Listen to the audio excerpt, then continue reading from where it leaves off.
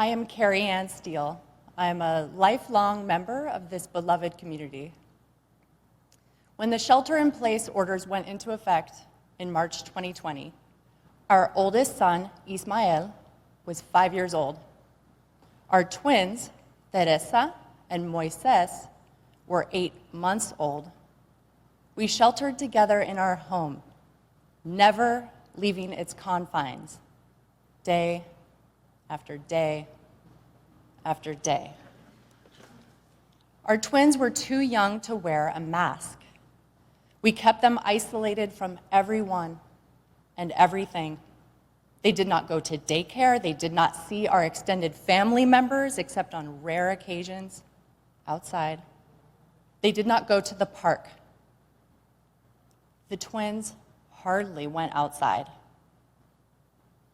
As you know, the days turned into weeks, and the weeks turned into months. I began to worry the pandemic would irrevocably damage the twins. I feared they would not know how to form relationships with people outside of our household. They did not know basic things like how to wear shoes. They were only familiar with wearing socks or being barefoot inside our house. They failed their pediatrician's 18-month physical assessment because they did not know how to climb the ladder of a slide or throw a ball.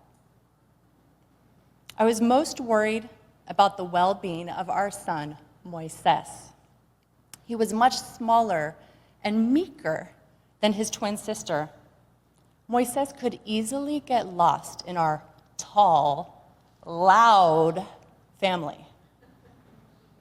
He needed to get exposed to people and experiences outside the home. I wondered if the name we had given him, Moises, which is the Spanish pronunciation for Moses, was too big a name for him, considering how small a person he seemed to be. Would he be able to discover his own identity and voice while trapped inside our house? Early one morning, when Moises was 18 months old, I packed our car and I ventured with him to the Sunol Wilderness area in the East Bay. After walking about a quarter of a mile into the park, Moises heard the sound of flowing water in the distance off to his right. He turned right and began to walk down a narrow, beaten path. I followed his lead. We discovered a river that had been hidden behind trees. He had never seen a river before, yet it seemed familiar to him. In that moment, I remembered the story of the book of Exodus. His mother, Moses' mother, had placed him in a basket and sent him down a river to spare him from being killed by the Pharaoh. How did Moses' mother know a river would deliver her son from the evil of man? My son Moises found a round, smooth stone at the river's edge. He threw the stone into the water and admired the satisfying plunk as it broke the surface of the water. He admired the splash that arose. He continued to throw stones in this manner for 45 minutes or more, noticing how each stone created a unique sound and splash.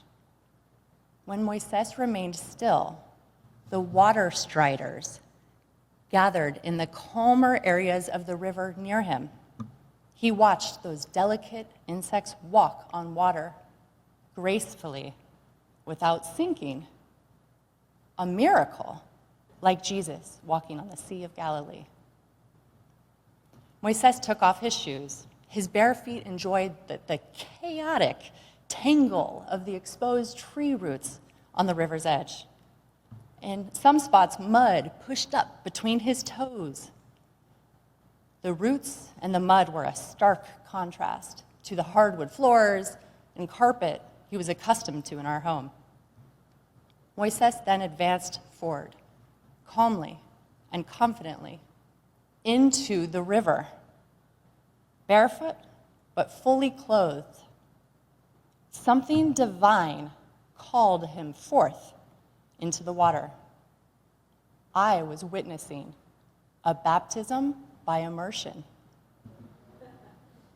Eventually, I gently pulled Moises back to shore before he waded too deeply. It was time to return home. He would not allow me to put on his shoes or change his clothes, so he walked back that way. On the way back, he positioned himself in the middle of the dirt road. He walked ceremoniously down the middle of the dirt road for a quarter mile, with his head held high. Throngs of families were entering the park at that hour, all headed toward us. They saw Moises striding in their direction. He was wet, barefoot, but with the fearlessness of a leader guided by a divine spirit. The crowds parted for him like the Red Sea, allowing him to continue to make his exodus down the middle of the dirt road. They smiled at him. They smiled at me with a look of understanding. He truly was something to behold. Since that day, Moises continues to be connected to nature. When he encounters a puddle, he waves to it and says, "Hola, agua," hello, water. Then, instead of stomping in it with his rain boot, he bends over and he places both palms into the water, and he admires how the water floods over the backsides of his hands. When the puddle is muddy, he lifts his palms and cups his cheeks and enjoys the cool feeling of the mud on his skin. He is beginning to find his voice. For example, he can imitate the caw of a crow absolutely convincingly.